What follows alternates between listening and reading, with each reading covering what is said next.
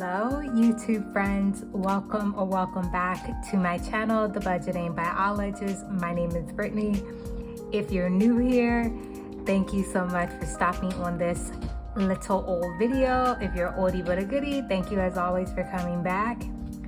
Your girl gets paid tomorrow, so it's time to work on my March budget.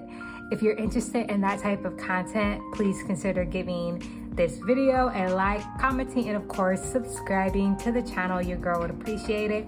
Now let's go ahead and hop into this video. Hey, hello everyone. I hope you're doing well, staying safe, no matter whenever or wherever you're watching the video. I do apologize if you hear some like crunching noise in the background. My dog is like literally right next to me, chewing his bone, so I do apologize if you can hear that.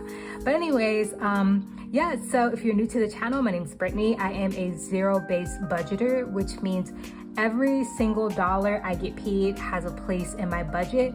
And on my YouTube channel, I am sharing my financial journey as I try to stay out of debt because I am debt-free and move towards financial freedom. So March is here. I get paid tomorrow. Time to work on this budget. Okay, so hopping straight into it, I'm gonna start off with my income. At my main job, I do get paid semi-monthly, so I get 2 paychecks a month, and then I do teach at a local community college on the side, and I get paid bi-weekly for my teaching job. So in the month of March, I'm expecting to get 4 total paychecks. So I expect my first paycheck for my main job to be around $2,365.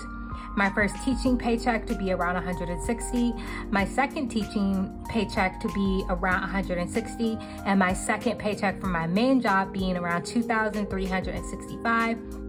If we add all that up, that gives us a grand total of $5,050 that we have to budget this month.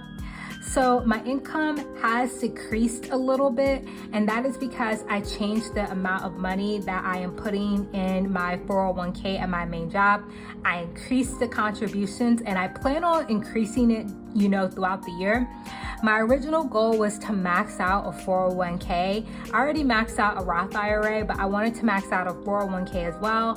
And I talked to like a financial advisor, and she advised me that until my income is high enough where I'm not gonna notice missing a huge portion of my paycheck, she advised to like be a little bit more conservative when increasing my 401k contributions. So I'm gonna be doing that. Not sure if I'm gonna max it out, but we'll have to see. But anyways, I am working with $5,050 for this month for my income. Now let's get into actually budgeting some of this money. So when I budget, the first thing I like to do is to pay myself in some way.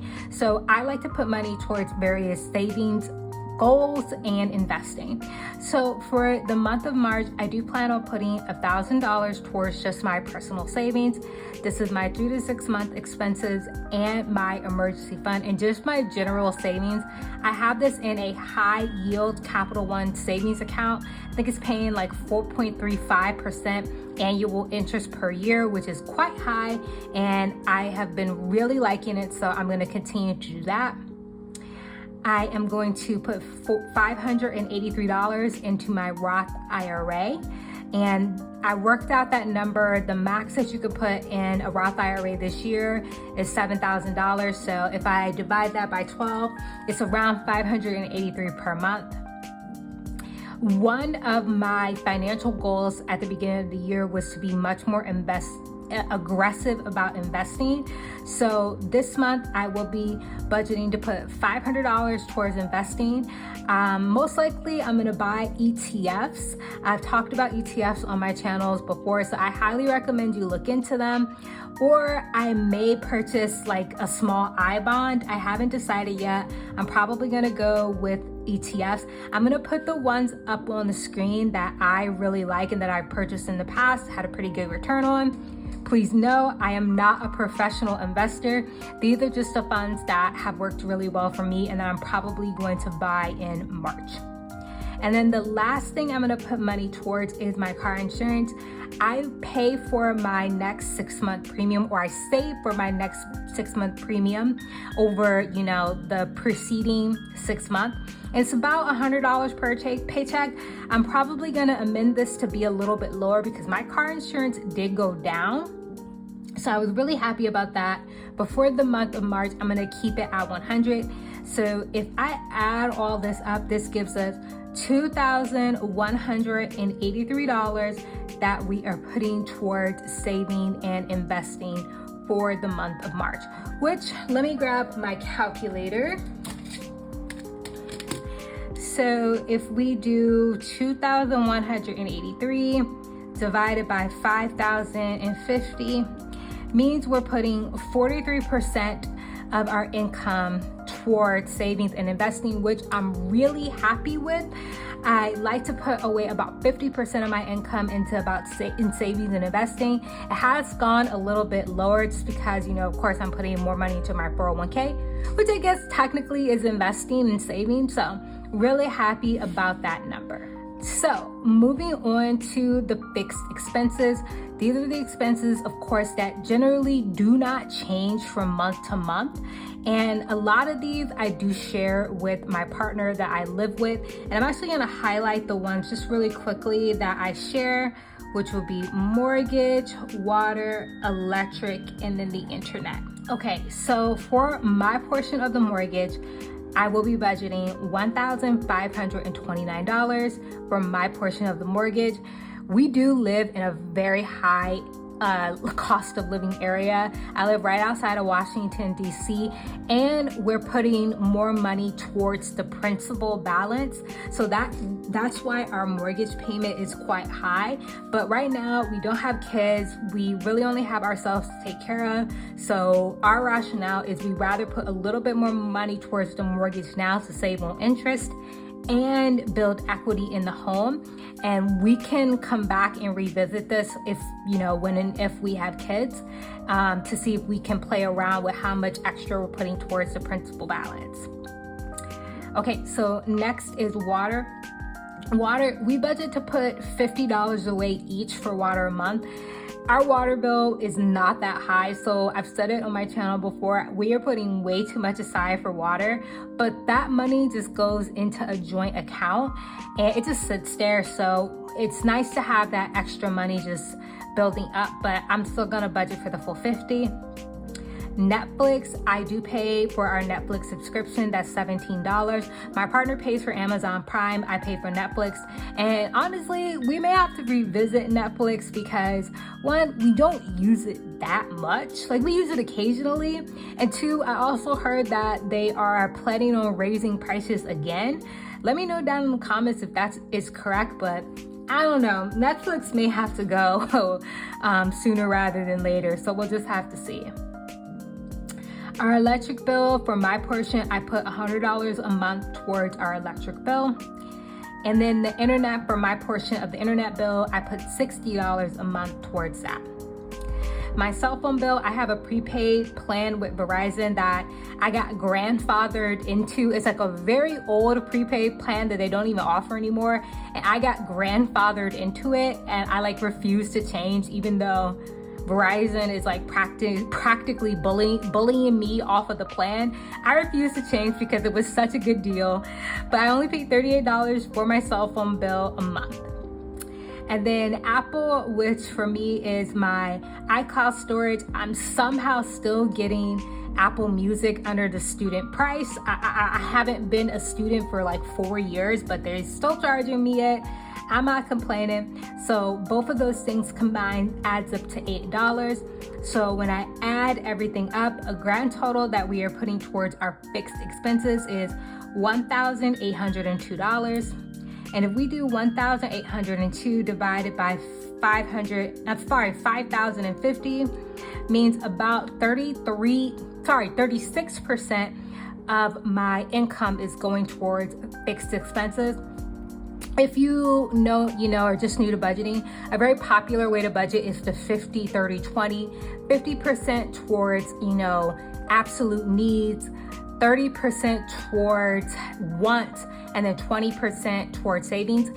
I kind of do that, except I do about 50% of my income towards saving and investing, like, maybe 30-ish towards, things that I actually need, and then the rest goes into wants. So I kind of follow the 50, 30, 20 to a degree, but if you're new to budgeting, that's one really nice way to go ahead and get yourself organized if you're just starting out with budgeting or like a zero-based budget. So now I'm gonna head to my very last group of expenses, which is my discretionary expenses. Of course, these are the ones that can change from month to month. And again, if you're new to my channel, how I like to do it is I like to budget for the entire month, just because I am a salaried employee at both my jobs. My income really doesn't change month to month. And I just have found it easier over the years to just budget up front at the beginning of the month and then make adjustments if I need to throughout the month. That's just what's worked best for me. So groceries, I'm gonna set aside $240 for my portion of the groceries. Again, this is an expense that I do share with my partner. $120 towards gas. Beauty is gonna be getting $50 this month because I do plan on getting some hair to get some braids. I haven't put braids in my hair in a while, so I'm probably gonna do that. Shopping's gonna get $100. Fun is gonna get $191. We do have a little trip planned at the end of March, and my fun money is basically gonna be my spending money for that trip. So I'm gonna try not to spend any of it this month until the end of March. Giving is going to get $50. Eating out is going to get $70.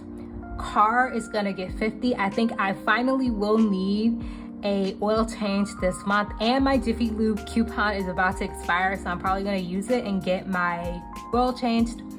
Clothes is gonna get $75. Health is gonna get $44. I do have a doctor's appointment in March, and I'll have a copay, so I'll pay for that copay with this. Pet is gonna get $15. This is, just for anything small that I get my dog every month. And I pretty much get him something every month. Treats or bone or whatever. Not his food or major expenses, but just if I want to get him something extra on the side, I put $15 aside for that. Nutrafol, or the hair vitamins that I take, I put $80 aside a month for that. And then this month for my buffer, I will be putting away $0. I've been putting money towards my buffer over the last couple months, and I feel really good about where it's at. And if you don't know what a buffer is, typically people keep it as a checking account, like a checking account where it's like a constant amount of money in it. That way, if something goes wrong with your budget or you have truly an unexpected purchase, it can come out of the buffer. So I'm gonna not put any money towards it this month because I have about, I think, $1,200 in it, which I'm pretty comfortable with. So in total, we are putting $1,065 away towards discretionary expenses. And if we look at that in a percentage format, so 1,065 divided by 5,050 means we are putting about 21% of our income towards discretionary expenses. So again, this falls, close to the 50, 30, 20, 50% for me towards savings and investing, about 50, 30% towards fixed expenses or absolute needs, and then about 20% for everything else. Okay, y'all, so the last thing I have to do for my zero-based budget is to recap, kind of closing out to make sure I did all my math right and that every single dollar I am budgeting to get paid has a place in my budget. So starting off with my income, I am budgeting to get paid $5,050. I am budgeting to put $2,183 towards saving and investing. And then I just need to quickly add up my kind of expenses here, fixed and discretionary. So 1,065 plus 1,802, grand total of 2,867. 2,867. So now all we need to do is check that we did our math right. So we have 5,050 minus 2,183 towards savings and investing, minus 2,867 towards our expenses, gives us a grand net total of $0, completing the zero-based budget. All right, so that's gonna go ahead and finish my budget. The next video I'm gonna have on my channel is showing y'all my actual payday routine. When I get paid, I usually get 2 paychecks on one day. Director one and teaching one I'll get tomorrow. And my plan is to film a video to show like what I actually do with the money, like where I actually put it on my actual payday. So check out that video when it's uploaded. But anyways, thank you so much for watching. I hope you enjoyed. In the comments below, let me know what's March looking like for you in terms of your financial goals, your budget. I would love to know. And thanks for watching, and I will see y'all in my next video. Bye.